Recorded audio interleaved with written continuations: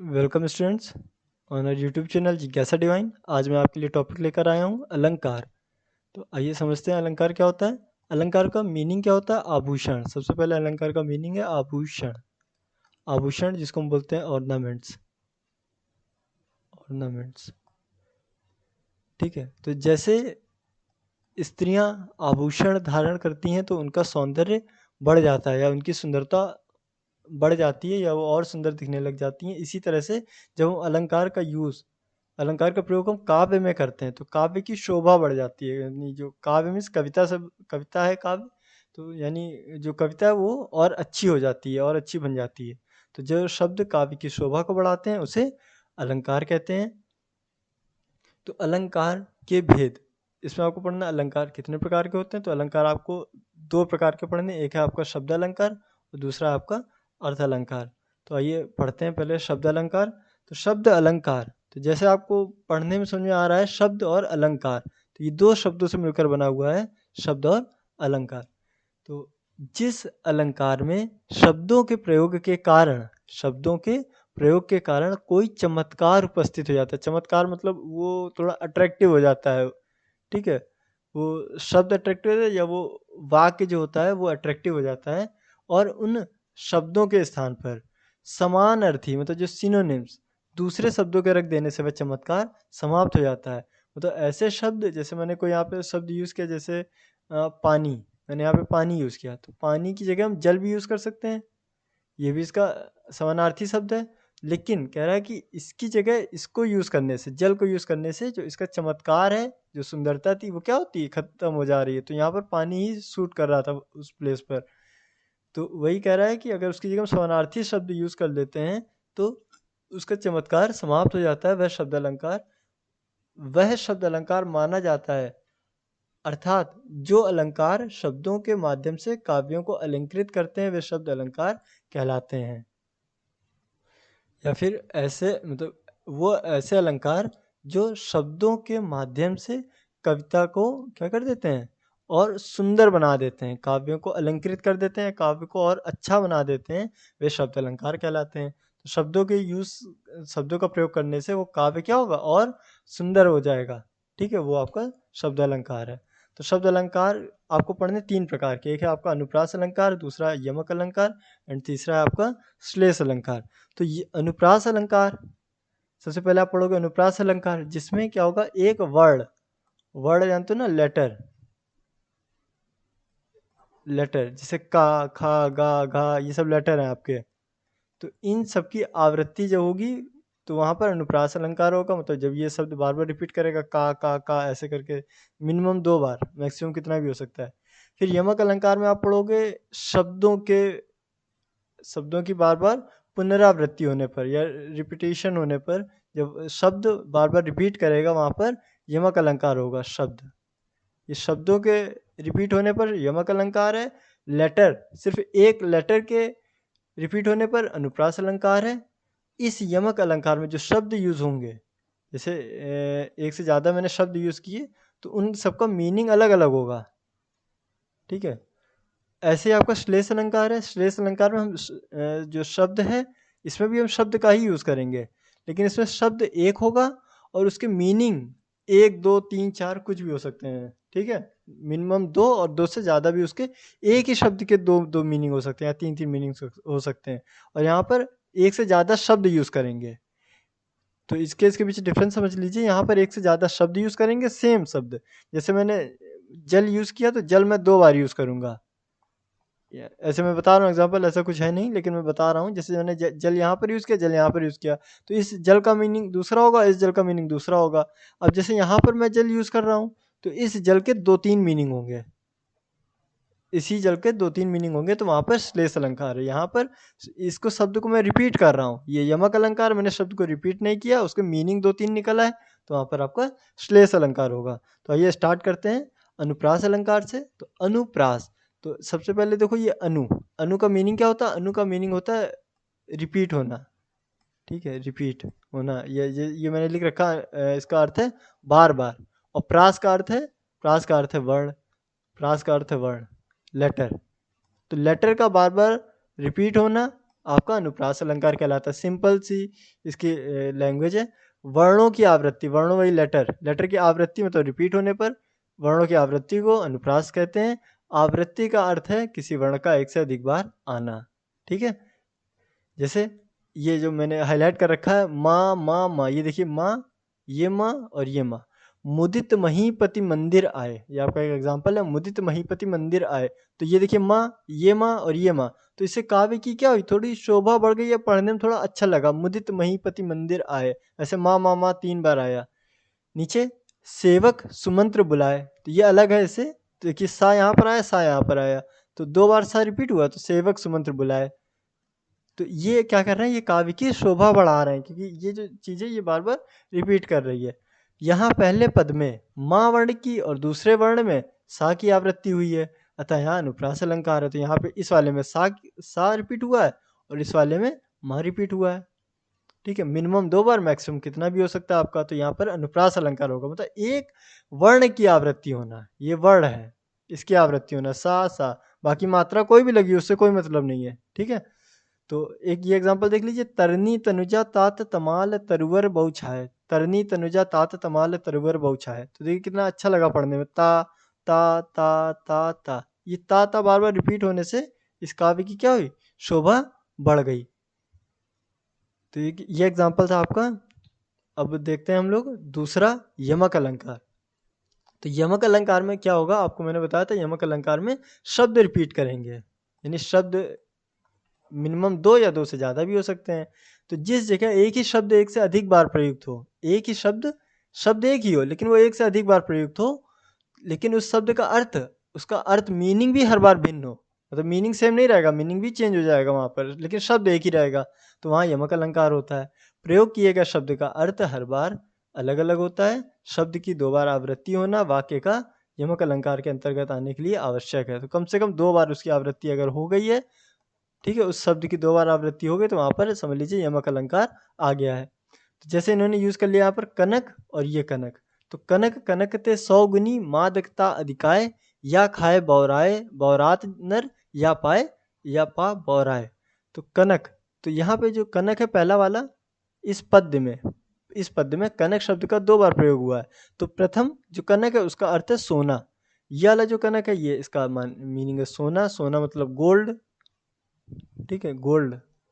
और इस वाले कनक का अर्थ है धतूरा। धतूरा, धतूरा भी मैं दिखा रहा हूँ आपको पिक्चर में, धतूरा क्या होता है।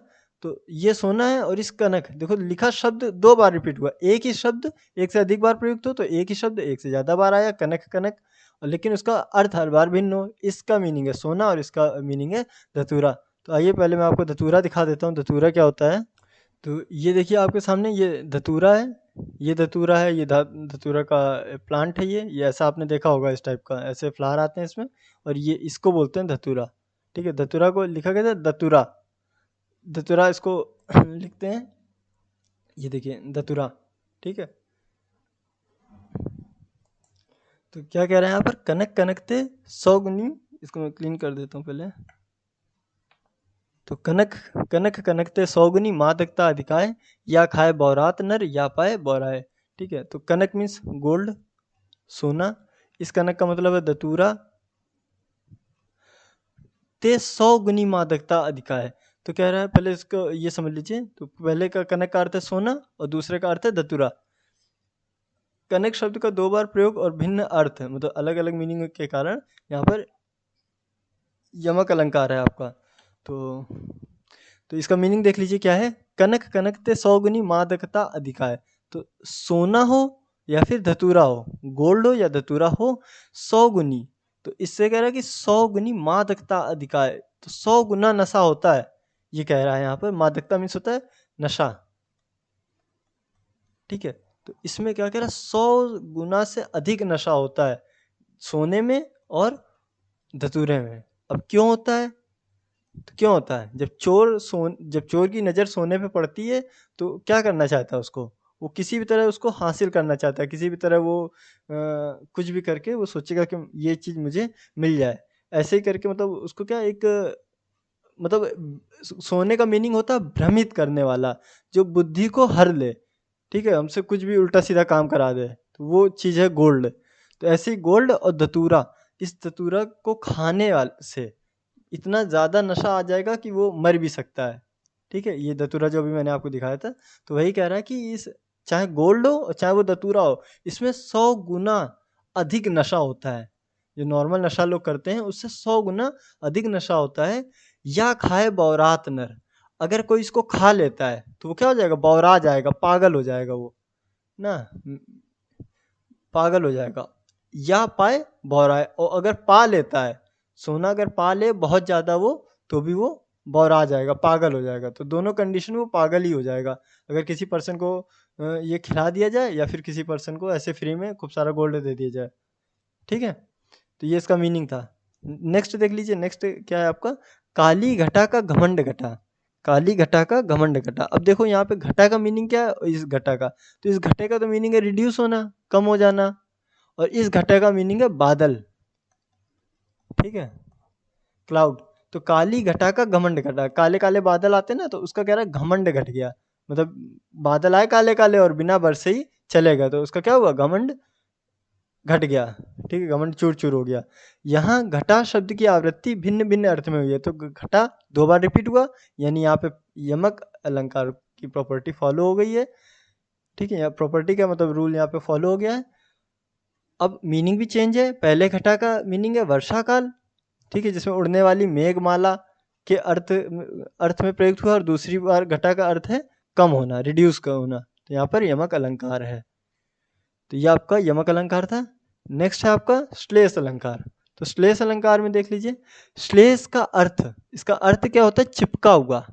ठीक है, चिपका हुआ या उसी से मिला हुआ, किसी वही मिला हुआ या चिपका हुआ सेम चीज है। जब एक ही शब्द से हमें विभिन्न अर्थ मिलते हैं, मतलब शब्द एक ही होगा लेकिन उसमें कुछ और मतलब मीनिंग अलग अलग मिली होंगी या चपकी होंगी, ऐसे बोल रहा है, विभिन्न अर्थ मिलते हों तो उस समय श्लेष अलंकार होता है। यानी जब किसी शब्द का प्रयोग एक ही बार किया जाता है लेकिन उससे अर्थ कई निकलते हैं, तो वह श्लेष अलंकार कहलाता है। उदाहरण क्या दिया इन्होंने, कह रहा रहीमन पानी राखिए बिन पानी सब सून, पानी गए न उब रहे मोती मानुष चून।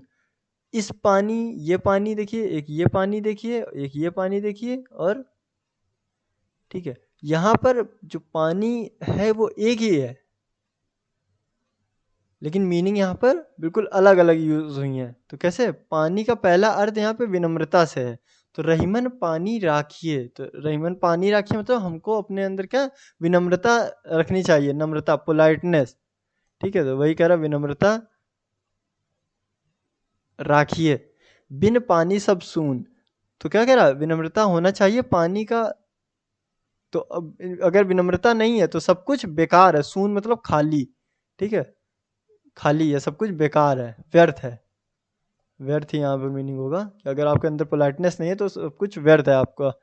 पानी गए ना उबरे मोती मानुष चून, तो रहीम जी क्या कह रहे हैं कि चमक के बिना मोती का कोई मूल्य नहीं है। ये जो दूसरा पानी यूज हुआ है ये वाला, बिन पानी सब सून, तो यहाँ पर क्या है, मतलब अगर नम्रता नहीं है हमारे अंदर तो हमारा जो आभा है, तेज है, चमक है, जो कुछ भी हमारा यश यश फेम सब कुछ बेकार है, उसका कोई भी मूल्य नहीं है। तो पानी का तीसरा अर्थ जल से है, ये जल, ये पहला, ये दूसरा और ये तीसरा, पानी गए ना उबरे मोती मानुष चून, तो कह रहा है तीसरा अर्थ जल है पानी का, जिसे आटे से जोड़कर दर्शाया गया है। यहाँ चून का मतलब जो चूना है, चून मतलब पाउडर, और पाउडर किसका, आटे का। ठीक है, तो आटा का कह रहा कि मोती मानुष चून, तो आटा बिना पानी के नम्र नहीं हो सकता, मतलब उसके अंदर नम्रता मतलब नरमी नहीं आ सकती। नम्रता मतलब होता है नरम होना, ठीक है, पोलाइट होना है, सॉफ्ट होना, तो आटा बिना पानी के सॉफ्ट नहीं होगा, ये कह रहा है यहाँ पर। तो रहीम का कहना है कि जिस तरह आटे का अस्तित्व पानी के बिना नम्र नहीं हो सकता, अगर हम पानी नहीं मिलाएंगे तो आटा नम्र नहीं होगा, जब गीला हो जाता है तभी वो नम्र या नरम होता है। मोती का मूल्य उसकी आभा के बिना नहीं हो सकता। मोती जो है, मोती में जो तेज होता है, नहीं, अगर उसमें तेज नहीं है मोती में तो उसका कोई भी मूल्य, मतलब कोई भी उसके पैसे नहीं देगा। मोती में हमेशा चमक होनी चाहिए। उसी तरह मनुष्य को भी, अब ये यहाँ पर रहीमन पानी राखी है, उसी तरह मनुष्य को भी अपने व्यवहार में हमेशा नम्रता रखनी चाहिए। विनम्रता यानी पानी रखना चाहिए, जिसके बिना उसका मूल्यह्रास होता है। मतलब अगर नम्रता नहीं है तो उसका मूल्यह्रास होगा, मतलब उसकी इमेज जो है वो खराब हो जाएगी, ठीक है, निगेटिव रहेगी। जे रहीम गति दीप की कुल कपूत गति सोए, बारे उजियारो करे बड़े बड़े अंधेरो हो, ये अंधेरो है, ठीक है। तो जे रहीम गति दीप की, तो गति एक ये गति है, एक ये गति है, और कुछ है गति यहाँ पे यूज हुई है। जे रहीम गति दीप की कुल कपूत गति सोए, बारे उजियारो करे बड़े अंधेरो होए। तो गति गति 2 बार यूज किया, लेकिन इसके मीनिंग डिफरेंट डिफरेंट होंगे। रहीम जी कहते हैं कि शुरू में दोनों ही उजाला करते हैं। तो रहीम गति दीप मतलब दीपक, दीपक हमारा, और ये कपूत मतलब पूत का अपोजिट है कपूत, मतलब जो जिसका लड़का गंदा निकल जाए वो होता है कपूत। तो कह रहा है कि शुरू में दोनों ही उजाला करते हैं। जब जैसे लड़का जब छोटा होता है तो बहुत अच्छा लगेगा, सब कुछ उसकी एक्टिविटी सब कुछ अच्छी लगेंगी। ऐसे दीपक जब उसको जलाएंगे तो सब कुछ अच्छा रहेगा। तो कह रहा है दोनों ही उजाला करते हैं, लेकिन बढ़ने पर अंधेरा हो जाता है। बढ़ने पर कैसे अंधेरा हो जाएगा? जब से ये कपूत लड़का जैसे बड़ा होगा वैसे ही घर वालों के लिए प्रॉब्लम खड़ी कर देगा। ऐसे ही दीपक का जब बुझने का समय आता है तो उस टाइम उसकी जो लौ है वो थोड़ी सी तेज हो जाती है, थोड़ी सी पहले से तेज हो जाती है, और उसके बाद वो जल जाता है, ठीक है। तो वही कह रहा है कि दोनों बढ़ने पर अंधेरा हो जाता है, दोनों के बढ़ने पर अंधेरा हो जाता है। यहाँ बड़े शब्द से 2 विभिन्न अर्थ निकल रहे हैं।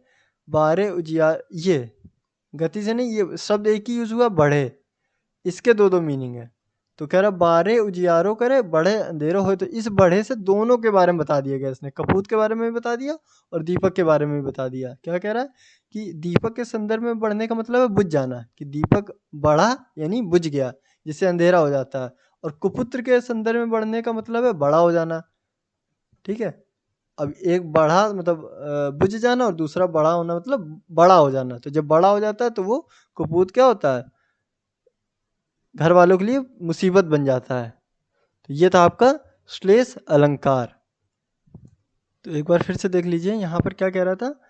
यहाँ पे बताया गया था रहीमन पानी राखिए बिन पानी सब सून, पानी गए ना ऊपर है मोती मानुष चून। यहाँ पे देखो मोती की बात हो गई कि अगर मोती में पानी नहीं होगा, पानी मतलब तेज, तो उसका कोई भी मूल्य नहीं रहेगा।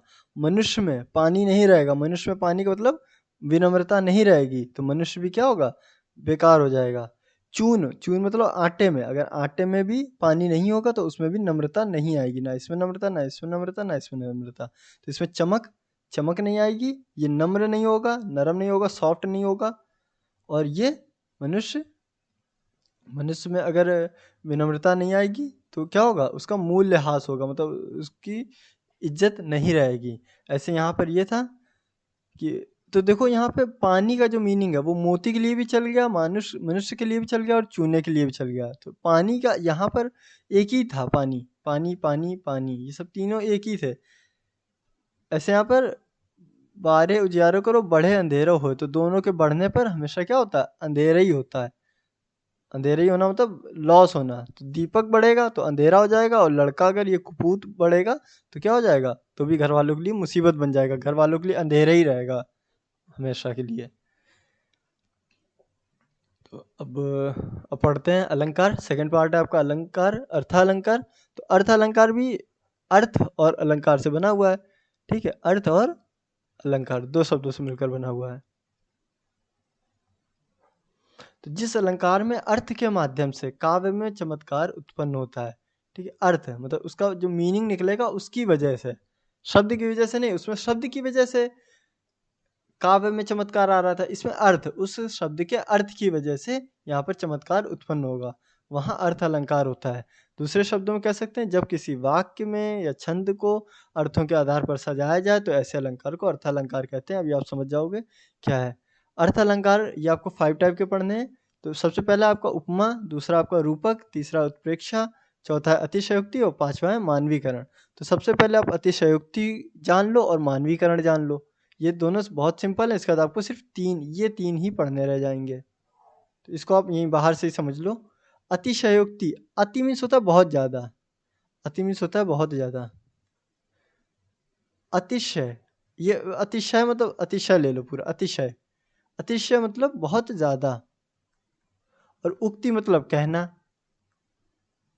ठीक है। उक्ति, उक्ति मतलब कहना, ये उक्ति से बना हुआ है, अतिशय प्लस उक्ति, ठीक है। जब किसी चीज़ को बहुत ज़्यादा बढ़ा चढ़ाकर कहा जाए तो वहाँ पर अतिशयोक्ति होता है। जब किसी चीज़ का थोड़ा डिस्क्रिप्शन बहुत बढ़ा चढ़ाकर बता दिया जाए वहाँ पे अतिशयोक्ति। अतिशय मतलब बहुत ज़्यादा, उक्ति मतलब कह दिया जाए, बहुत बढ़ा चढ़ाकर कह दिया जाए।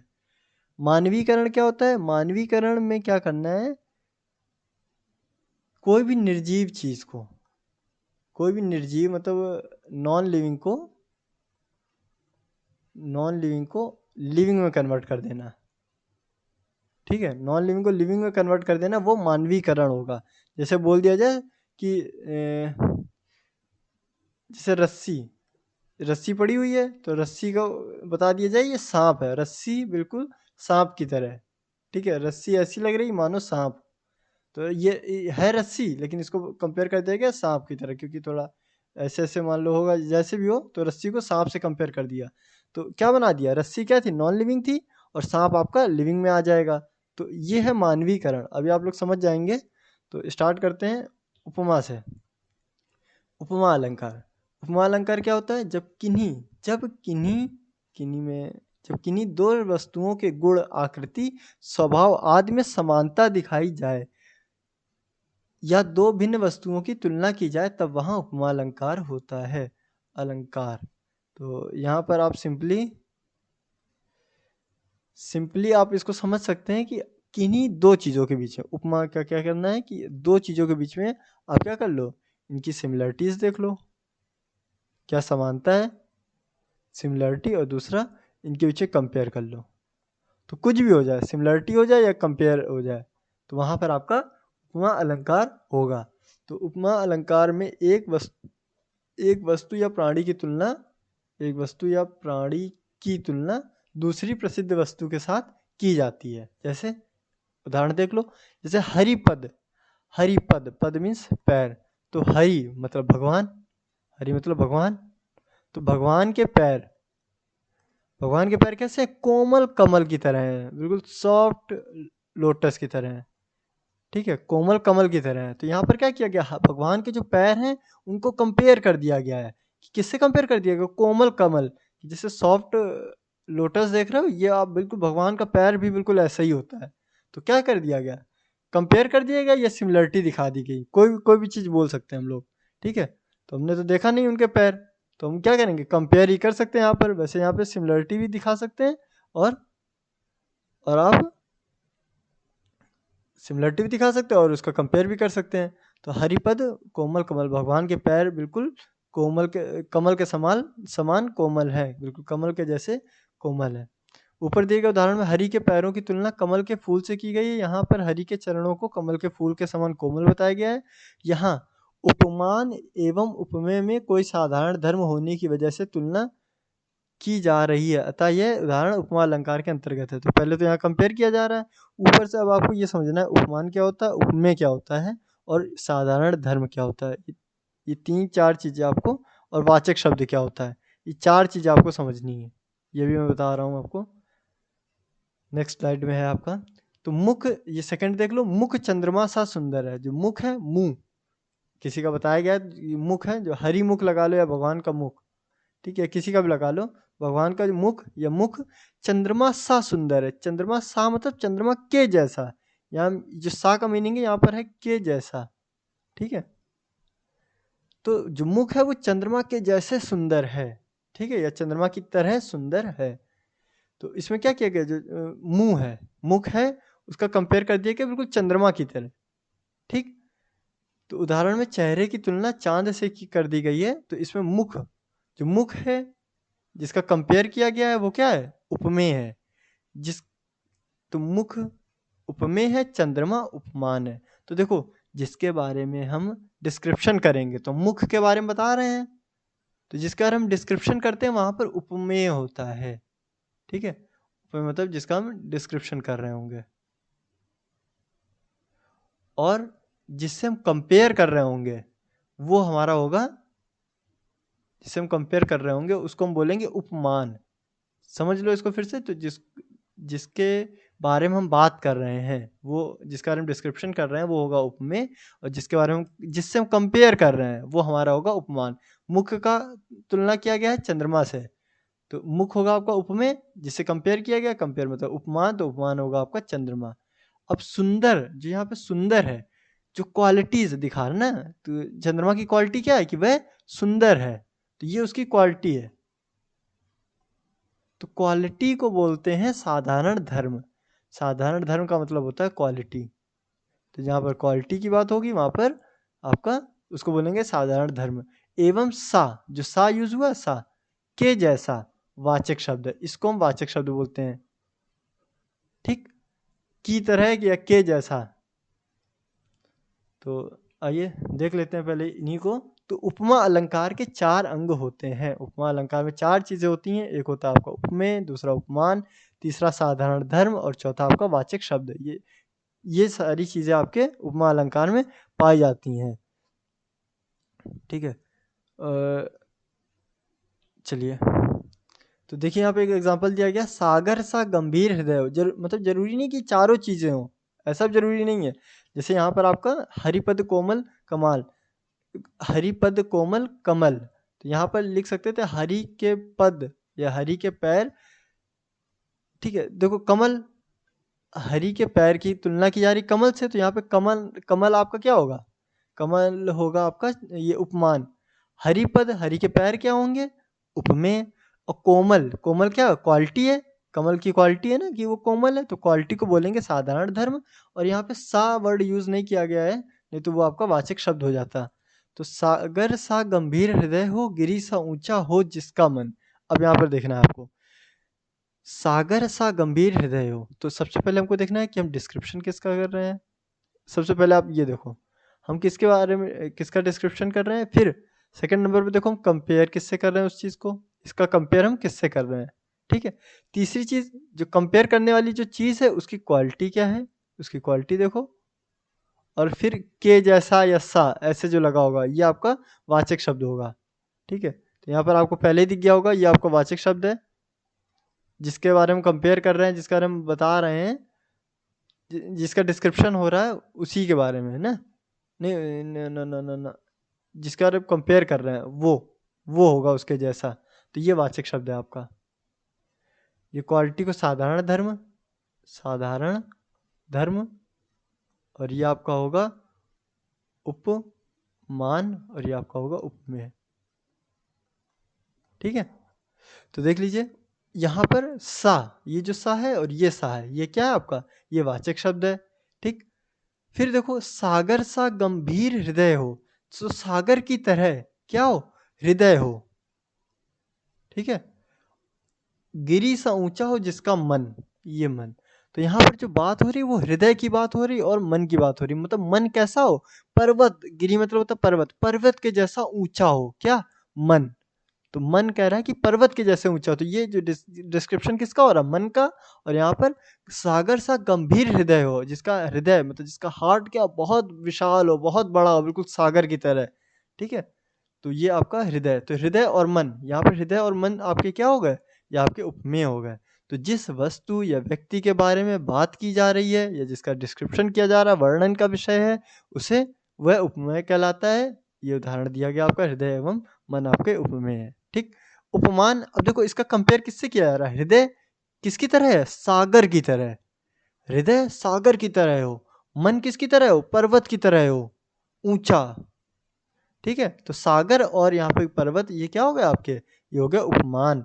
यानी वाक्य या काव्य में उपमेय की जिस प्रसिद्ध वस्तु से तुलना की जा रही हो वह उपमान कहलाता है। तो ये प्रसिद्ध वस्तु तो जिसका वर्णन हो चुका है उसकी, उसका क्या किया जा रहा हो, कंपैरिजन किया जा रहा हो ना, वस्तु से तुलना की जा रही हो। जैसे मन का तुलना किया जा रहा है गिरी से, पर्वत से, और हृदय की तुलना की जा रही है सागर से। तो सागर और पर्वत यहाँ पर आपका उपमान हो जाएगा। साधारण धर्म, साधारण धर्म वही चीज आपका क्वालिटीज जो दिखा रहा है। तो जो गुण, ये देखो लिखा हुआ गुण, उपमान और उपमेय दोनों में हो, ये इन दोनों की क्वालिटी दिखा रहा है जिससे उन दोनों की तुलना की जा रही है। तो तुलना, ठीक है, तो जैसे सागर भी गंभीर होता है, गहरा, गंभीर मीन्स गहरा, और हृदय भी गहरा, गहरा मतलब विशाल या गहरा, कुछ भी ले सकते हैं। पर्वत भी हमेशा ऊंचा होना चाहिए, मन भी हमेशा ऊंचा होना चाहिए, मन हमेशा छोटा नहीं होना चाहिए, हमेशा अच्छी चीज ही सोचनी चाहिए, बिल्कुल जैसे पर्वत हमेशा ऊंचे ही जाता है, तो अच्छा ही मतलब आगे ही आगे बढ़ता है, ऐसे हमारा मन भी हमेशा अच्छे विचारों वाला ही होना चाहिए। ठीक है, तो साधारण धर्म ये हो गया। इसके गुण, तो गुण कौन दिखा रहा है, एक गंभीर दिखा रहा है, सागर सा गंभीर हृदय हो, गिरी सा ऊंचा हो जिसका मन, तो ये ऊंचा और गंभीर आपका साधारण धर्म हो जाएगा। वाचक शब्द, वह शब्द जिसके द्वारा उपमान और उपमेय में समानता दिखाई जाती है, वही जिसका कंपैरिजन करने में यूज किया जाता है, जैसे सा, तो वही आपका वाचक शब्द है। जैसे सागर सा, सागर के जैसा, ठीक है, पर्वत के जैसा, तो ये सा जो आया सा, तो ये आपका ये हो गया वाचक शब्द। तो ये आपको अच्छे से समझ में आ गया होगा, ऐसा लग रहा है मुझे। नेक्स्ट देखना आपको रूपक अलंकार। तो फर्स्ट हो गया आपका ये, सेकंड आपका रूपक अलंकार। रूपक अलंकार में देखिए क्या होता है, जब गुण की अत्यंत समानता के कारण, गुण मतलब क्वालिटी में बहुत ज़्यादा समानता हो, बहुत ज़्यादा सिमिलरिटीज हो, समानता मतलब सिमिलरिटी हो के कारण उपमेय को ही उपमान बता दिया जाए, मतलब जिसके डिस्क्रिप्शन हो रहा है उसी को उपमान बता दिया जाए, यानी उपमेय और उपमान में अभिन्नता दर्शाई जाता है, वह रूपक अलंकार होता है। मतलब बता ही ना पाओ कौन सा उपमेय और कौन सा उपमान है, वहां पर आपका रूपक अलंकार आ जाएगा। दूसरे शब्दों में ये देखो, इसमें कोई अंतर ही नहीं दिखाई देता है, ये लिखा लिखा हुआ है आपका, रूपक अलंकार में उपमान और उपमेय में कोई अंतर नहीं दिखाई देता है, आप पहचान ही नहीं पाओगे कि इसका कंपेयर इनके साथ कर रहे हैं या इनका कंपेरिजन इनके साथ कर रहे हैं। क्या उदाहरण दिया है, पायो जी मैंने राम रतन धन पायो। अब देखो, राम रतन को ही धन बता दिया गया है, जो राम रतन है, राम रतन धन पायो, राम नाम है, तो रत्न उसी को बोला गया रतन, रत्न से बना है रतन, वही रत्न मीन्स वही आभूषण आपका, ठीक है, तो रत्न नाम का जो आभूषण वही हमारा क्या है, धन है। तो राम रतन उपमेय पर धन उपमान का आरोप है एवं दोनों में अभिन्नता है। ठीक है, यहाँ आप देख सकते हैं कि उपमान एवं उपमेय में अभिन्नता दर्शाई जा रही है। हम जानते हैं कि जब अभिन्नता दर्शाई जाती है तो वहाँ रूपक अलंकार होता है, यह उदाहरण रूपक अलंकार के अंतर्गत आएगा। तो यहाँ पर देख लिया आपने, राम रतन, ये राम रतन और ये धन, तो इनमें कंपेयर नहीं कर सकते। पायो जी मैंने, क्या पाया, मतलब राम रतन के जैसा धन पाया या धन के जैसा राम नाम पाया इन्होंने। ठीक है, तो ये बताना यहाँ पे थोड़ा मुश्किल हो रहा है, तो इसलिए यहाँ पर रूपक अलंकार हम यूज करेंगे।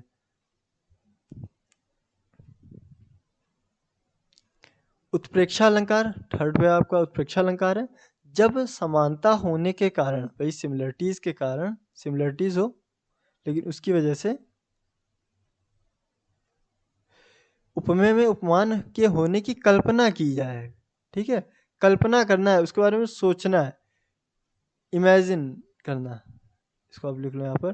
जब इमेजिन करेंगे, जब कोई डिफरेंस नहीं आएगा तो रूपक, जब इमेजिन करेंगे तो क्या होगा, उत्प्रेक्षा, तब वहाँ उत्प्रेक्षा अलंकार होता है। देखो अब ये चीज याद कर लीजिए आप लोग, मनु, मनु जनु जनहु, मनु और जनु ये तो एक जैसे हो गए, मनु जनु, जनहु मनहु ये एक जैसे हो गए, जानो मानो ये एक जैसे हो गए। अगर ये सब चीजें आ रही हैं, निश्चय, ईव, ज्यों, ये सब आ रहा है, तो वहाँ पे 100% उत्प्रेक्षा अलंकार होगा, क्योंकि ये जो वर्ड्स हैं ये सब आपके इमेजिनरी हैं, सब कुछ सोचने वाले हैं। ठीक है, काल्पनिक।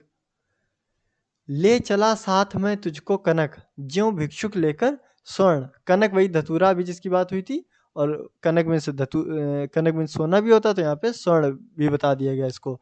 तो कह रहा ले चला साथ में तुझको कनक, ज्यों भिक्षुक लेकर स्वर्ण, तो कह रहा है कि कवि, आप देख सकते हैं कि कनक का अर्थ धतूरा, तो कवि यहाँ पे क्या कह रहा है कि कवि धतूरे को ऐसे ले जा रहा है, कवि धतूरे को ले जा रहा है, इस कनक मतलब धतूरे को ऐसे ले जा रहा है जैसे कोई भिक्षुक, भिखारी कोई सोना लेकर जा रहा हो, इस तरह से वो उस धतूरे को लेकर जा रहा है। ठीक है, तो ज्यों शब्द का इस्तेमाल हो रहा है यहाँ पर, एवं कनक उपमेय में स्वर्ण उपमान के होने की कल्पना की जा रही है, तब यहाँ पर उत्प्रेक्षा अलंकार होगा। देखो ज्यों यूज कर लिया इन्होंने, ज्यों आ गया ये, तो यहाँ पर आपका उत्प्रेक्षा अलंकार होगा। तो यहाँ पर आप देख लीजिए, ये जो कनक है, यहाँ पर कनक क्या है आपका, कनक है आपका उपमेय, क्योंकि इसी के बारे में बात हो रही है। कवि धतूरे को ऐसे ले जा रहा है, अब उसका धतूरे का कंपैरिजन किससे कर दिया, स्वर्ण से, जैसे सोना, तो सोना यहाँ पर हो गया उपमान। ठीक है, तो यहाँ पे कंफ्यूज नहीं होना आपको कि क्या किया जा रहा है, क्या बताया जा रहा है। तो वही इसने बताया कि कनक उपमेय में, तो कनक आपका उपमेय है। स्वर्ण उपमान, तो कह रहा है कि ये जो कनक है, कनक को सोना की तरह कल्पना की जा रही है, या कनक को सोने की तरह माना जा रहा है यहाँ पर। तो वही लिखा है, कनक उपमेय में स्वर्ण उपमान के होने की कल्पना की जा रही है। सेकंड देख लो, नेत्र मानो कमल है। नेत्र मतलब आंख, आंख किसके जैसे हैं, कमल के जैसे हैं। तो यहाँ पे लिख सकते हो, आपकी कंपैरिजन भी हो रहा है, आप लिख सकते हो उत्प्रेक्षा अलंकार भी है, लेकिन हम उत्प्रेक्षा से इसको कैसे अलग करेंगे। जैसे वहां पे था ना हरिपद कमल, ऐसे था ना हरिपद, हरिपद कोमल कमल। तो यहाँ पर आप क्या उत्प्रेक्षा अलंकार भी लिख सकते हो, हरिपद कोमल कमल। हरि के पैर कोमल कमल की तरह बताए जा रहे हैं। तो क्या ऐसा कोई चीज होगी क्या, किसी के पैर ऐसे हो सकते हैं क्या कि बिल्कुल कमल के समान कोमल हो, इतने मुलायम पैर। तो यहाँ पर भी क्या लिख सकते हो, कल्पना, यहाँ पर भी आप उत्प्रेक्षा अलंकार लगा सकते हैं। ऐसे बोला गया नेत्र मानो कमल है, तो नेत्र आपका डिस्क्रिप्शन किसका हो रहा है, आंखों की बात हो रही है, तो आंख आपके क्या होंगे, उपमेय होंगे। और कमल जिसके साथ कंपैरिजन हो रहा है वो है आपका उपमान होने की कल्पना की जा रही है। यानी मानो शब्द का प्रयोग, मानो शब्द का प्रयोग कल्पना करने के लिए किया गया। मानो मतलब जैसे, नेत्र मानो कमल है, ठीक है। लेकिन इसको आप उसमें क्यों रख रहे हैं, उत्प्रेक्षा में इसको क्यों नहीं रखोगे, क्योंकि इसलिए नहीं रखा इन्होंने क्योंकि ये जो वर्ड है इसमें काल्पनिक मानने वाले, यहाँ पे हम ये नहीं कहते कि हरि के पैर उनके जैसे हैं, तो कोमल कमल हरिपद, तो यहाँ पर ये काल्पनिक शब्द यूज नहीं किए गए हैं। जब काल्पनिक शब्द यूज किए जाएंगे तो वहां पर ही उत्प्रेक्षा अलंकार माना जाएगा, अदरवाइज वहां पे उत्प्रेक्षा अलंकार नहीं होगा। जैसे यहाँ पे मानो जानो, ये देखो इन्होंने दिखा दिया, जानो मानो ये यूज हुआ, इसमें ज्यों यूज कर दिया इन्होंने। तो इस तरह के शब्द ही यूज होने पर उत्प्रेक्षा अलंकार आएंगे, तो ये आपको याद करना पड़ेगा यहाँ पर आपको। तो इसको आप अलग से लिख लीजिएगा, क्योंकि ये आने पर ही आप उत्प्रेक्षा अलंकार लिखेंगे, अदरवाइज वो उत्प्रेक्षा अलंकार नहीं होगा। उत्प्रेक्षा अलंकार की जगह आप उसको उपमा अलंकार लिखेंगे, ठीक है। तो नेक्स्ट चलते हैं। नेक्स्ट आपका अतिशयोक्ति। तो जब किसी वस्तु व्यक्ति आदि का वर्णन बहुत बढ़ा चढ़ा कर दिया जाए तो वहां पे अतिशयोक्ति होता है। जैसे आगे नदियां पड़ी अपार, अपार मतलब बहुत ज्यादा, आगे नदियां बहुत सारी थी, घोड़ा कैसे उतरे पार, घोड़ा उस पार कैसे जाएगा, ठीक है। आगे नदी है और घोड़ा उस पार जाना है, तो कह रहे घोड़ा कैसे उतरे पार। राणा, तो राणा ने सोचा इस पार, तो इस पार खड़े हो गए, ये नदी है तो नदी के इस पार खड़े होकर राणा सोच रहे हैं। तब तक चेतक था उस पार, जब तक ये सोच रहे तब तक चेतक ने छलांग लगा के इनको उधर पहुंचा दिया। तो ये क्या इतना ज्यादा बढ़ा चढ़ाकर चीजों को बता दिया गया कि जैसे उसने सोचा इतनी जल्दी से वो उछल कर उधर भाग गया। तो पंक्तियों में बताया गया कि महाराणा प्रताप के सोचने की क्रिया खत्म होने से पहले ही, मतलब वो सोच ही नहीं पाए, उससे पहले ही उसने नदियां पार कर दी। नदियां, एक नदी नहीं, एक दो नदी नहीं, नदियां पार कर दी, तो नदियां ही पार करता चला गया कई सारी। तो यह महाराणा प्रताप के घोड़े चेतक की अतिशयोक्ति है, मतलब उसके बारे में बहुत ज्यादा बढ़ा चढ़ाकर बताया जा रहा है। इस तथ्य को लोक सीमा से बहुत बढ़ा चढ़ाकर वर्णन किया गया, तो यहाँ पर अतिशयोक्ति अलंकार आएगा। एक और एग्जाम्पल देख लो साकेत नगरी है यही, स्वर्ग से मिलने गगन में जा रही। तो क्या है यहाँ पर, यहाँ एक नगरी, नगरी में तो नगर की सुंदरता का वर्णन किया जा रहा है कि एक नगर इतना सुंदर है कि ऐसा लग रहा है जैसे स्वर्ग, स्वर्ग जाने का रास्ता यहीं से है, ठीक है। तो यह वर्णन बहुत ही बढ़ा चढ़ाकर किया जा रहा है। जब किसी चीज का बहुत बढ़ा चढ़ाकर वर्णन किया जाता है तो वहाँ अतिशयोक्ति अलंकार होता है। देख लो साकेत नगरी है यही, स्वर्ग से मिलने गगन में जा रही है। तो बिल्कुल स्वर्ग की तरह सुंदर सी नगरी है वो। तो ऐसा क्या है, अतिशयोक्ति बना दिया गया है, वो स्वर्ग नहीं है लेकिन स्वर्ग की तरह बता दिया इन लोगों ने। मानवीकरण, जब प्राकृतिक वस्तुओं जैसे पेड़ पौधे बादल आदि में मानवीय भावनाओं का वर्णन हो, कि जैसे बोलते कि मेघ रो रहे हैं, या ठीक है फूल हंस पड़े, तो ये सब चीजें क्या है कि उसको जिंदा कर देना, वो आपको मानवीकरण है। तो यानी निर्जीव चीजों में सजीव हो जाना, वो आपको मानवीय अलंकार कहलाता है।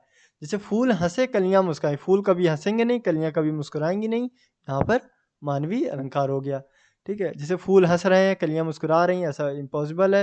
हम जानते हैं कि हंसने मुस्कुराने की क्रियाएं केवल मनुष्य ही कर सकते हैं, लेकिन इम्पॉसिबल है तो इम्पॉसिबल है तो क्या आप उत्प्रेक्षा अलंकार लगा दोगे? नहीं, क्योंकि उसमें जानो मानो, जानो मनो, और वो सब जो ईव, जो, ज्यों, निश्चय, ये सब लगे हुए थे, उनके आने पर ही आप उत्प्रेक्षा अलंकार लगाओगे, अदरवाइज उत्प्रेक्षा अलंकार नहीं लगा सकते। ठीक है, ये असलियत में संभव नहीं है। ये भी देखो, ये क्या किया, इमेजिन किया जा रहा है, ये सभी क्या इमेजिन किया जा रहा है, इम्पॉसिबल थिंग्स है। सोचा जा रहा है कि फूल हंस रहे हैं, कलियां मुस्कुरा रही हैं।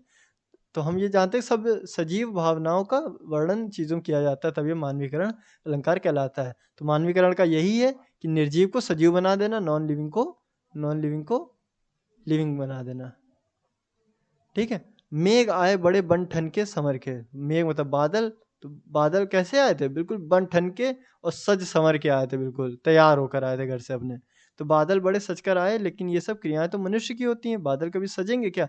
ना कि बादलों की। अतः यह उदाहरण मानवीकरण अलंकार के अंतर्गत आएगा। ये असलियत में संभव नहीं है, एवं हम यह भी जानते हैं कि जब सजीव भावनाओं का वर्णन सजीवों किया जाता है, तब ये मानवीय अलंकार होता है। आप ये तो ऐसे लिखा हुआ था, आप इसको ऊपर से डायरेक्टली समझ लो। निर्जीव को सजीव बना देना, नॉन लिविंग को लिविंग बना देना, वहाँ पर आपका क्या हो जाएगा? मानवीकरण अलंकार हो जाएगा। तो ये आपका लास्ट था। So okay, thanks for watching.